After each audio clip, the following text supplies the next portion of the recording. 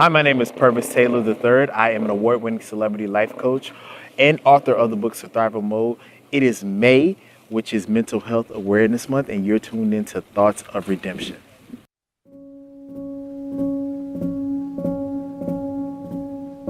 So it is Mental Health Awareness Month, and this is one of my favorite months of the year because we get to talk about the thing I love the most, which is mental health. And so many of us hear about mental health, but we don't know the definition of it.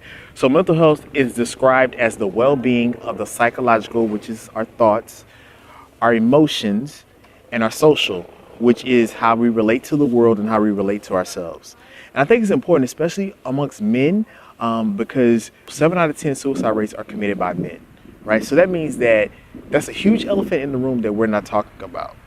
So many men are struggling and suffering in silence and are ticking time bombs, and no one is talking about it.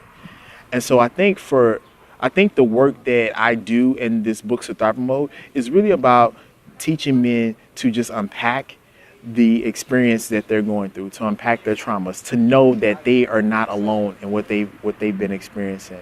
I've been doing this work for nearly 10 years, and I found that for the most part, that most men are comfortable expressing two emotions, which is anger and indifference.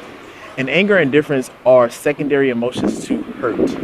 And underneath hurt is disappointment, and underneath our disappointments are expectations that have not been met. And so I really want us as men to be able to form language around our experience. One of the things that I say often is that we must be able to contextualize our humanity and our human experience. And what that does is it gives us the space to get the healing that we need. As men, we have very limited vocabularies when it comes to articulating our experience. Articulation is one of the modes in Surthrival Mode. And it's one of the most difficult ones for men because on average, women speak 30,000 words a day. And for men, we speak typically 10,000 words a day. So that means there's a 20,000 word gap in processing and communication. And why is that important? Well, because our healing is in our words, right? Words are powerful. Words are spirits. Words create worlds. And so if our words are limited, then our healing capacity is limited. So for men, one of the things I want us to do is to be able to expand our emotional lexicons, because that's very, very important. We're more than just happy, mad, and sad. Sometimes we're experiencing being overwhelmed. Sometimes we're experiencing frustration. Sometimes we're experiencing sorrow, and we don't know what it is. And so if we don't know what it is, then how can we get the help that we need? In Mental Health Awareness Month, I want us as men to be able to be countercultural with the culture we live in, which is toxic masculinity, which is measured in aggression, so being angry all the time, sexuality, sleeping with a lot of women, and physical stature. And so I want us to be countercultural and start to talk about our emotions and things that we're experiencing. Because one thing I tell men all the time, whenever we suppress, that's holding an emotion hostage. And what do hostages want to do? Break free. Emotions are like energy. They don't die. They just transform and show up in various ways, in interesting ways. And oftentimes within our relationships, not only just romantically, but professionally and with ourselves. And so it's important that we start to have this difficult conversation and understand that we're not alone. So for me, I experienced being molested. I experienced being emasculated. I experienced having a father die of a heroin overdose. I experienced contemplating suicide, dealing with a lot of suicide ideations. And how did I get through that? It first began by acknowledging, which is the first step of Surthrival Mode, acknowledging and really having an awareness that something wasn't working, right? And also recognizing that there's another side to this. The only way that we know that we can deal with our mental health is believing and knowing that on the other side of this is wholeness, is actual great mental health. And so it begins with your belief and awareness that you can transform this, you can work through this, you will work through this.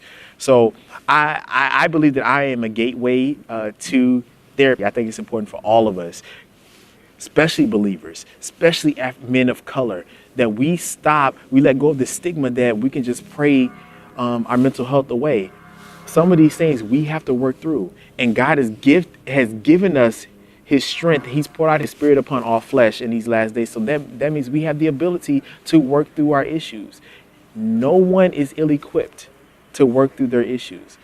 And one of the things that I think is very, very important, regardless of what has happened to us in life, we are responsible for our mental health and we're responsible for how we show up in this life.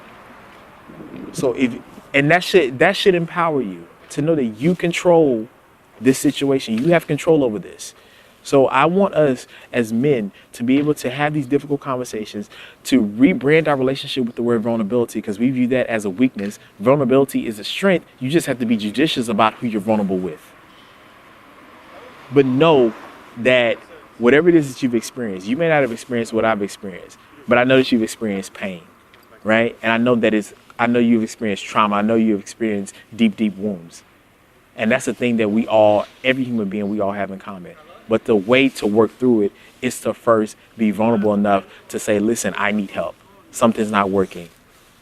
And so this May, Mental Health Awareness Month, invest in your mental health. Go see a therapist. Pick up my book.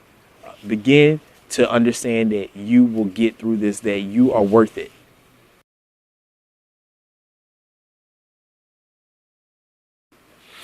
And it's interesting in the landscape of mental health, there are so many more women who are therapists or life coaches or people that help, or counselors who help within this field, and not enough men.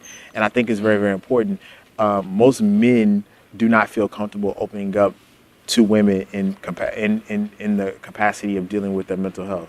Now, I believe that anybody can help you. I believe that, many women therapists are excellent. There's something powerful about a man who creates a safe space for you to be able to be vulnerable, to be able to be tangible. So I think it's important that more men get into the space of mental health. We need more of us. Though it's not too many brothers in particular who do the work that myself and my business partner Jeffrey Ulysses do. So that's important that we have more men in the mental health space, not only as therapists, but also as life coaches, also as counselors. That's very, very important. I graduated from Columbia University, and it was only 3 men who graduated with our master's in clinical psychology, and the rest, I think it was like 100 women who graduated. So it's important. If we want to see men, if we want to see our relationships improve, we want to see the family dynamic restored, we got to have brothers out there who are dealing with their mental health and who are understanding that wholeness is possible for them.